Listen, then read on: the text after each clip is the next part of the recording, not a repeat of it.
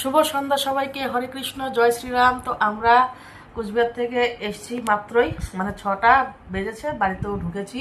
তো এসে আমি হাত পা ধোয়া হয়েছে, মেয়েরও আজকে মেয়েকে নিয়ে গিয়েছিলাম, বেচারি মানে গিয়ে এসে একদম হাঁপিয়ে গিয়েছে, বলছে আর কোনোদিন যাবে না। মানে এর আগে আমি 2-4 বার নিয়ে গিয়েছিলাম, যেহেতু ওর পড়া থাকে সে কারণে গিয়ে থাকতে পারে না। তো আজকে পড়া ছিল না, ওর বাবা বাড়িতে নাই, বললাম যে তাহলে চল একটু দাদু বাড়ি ঘুরেই আসবি, দুপুরে কয়টা খেয়ে দিয়ে আসবি। তো সেই করতে গিয়ে আজকে একটু লেট হয়েই গেল আর কি। আর গাড়ি এখনও সেরকম অ্যাভেলেবেল হয়নি, দক্ষিণবঙ্গে ভোট যতক্ষণ না হচ্ছে গাড়ি এখনও আমাদের উত্তরবঙ্গে গাড়ি অ্যাভেলেবেল হয়নি। তো যাওয়ার সময় গাড়ি পেয়ে গেছি, মানে যেটাতে আমি মানে সারা বছর যাই, সেটাতেই গিয়েছি। আজকে থেকেই জয়েন করেছে আর কি ডিউটি ওরা। তো আসতে সময় মাতারাতে এসেছি, ভীষণ ভিড়, কিন্তু আমরা সিট টিকিট কেটেই উঠেছি বাসে, কোনো সমস্যা হয়নি।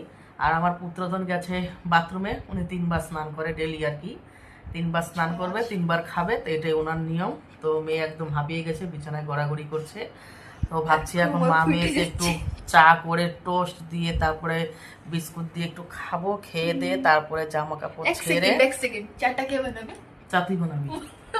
এগুলা ঠিক না। মেয়ে চা বানাবে, আমি চা বানাবো না। চাটা মোটামুটি ভালোই বানাতে শিখে গেছে, চা বানাতে পারে। তো একটু সন্ধ্যাটা মিলুক, তারপরে একটু চা খাবো, চা খেয়ে তারপর রাতে একটু কিছু রান্না করতে হবে। রান্না করে খেয়ে দে তারপরে শুয়ে পড়বো তাড়াতাড়ি।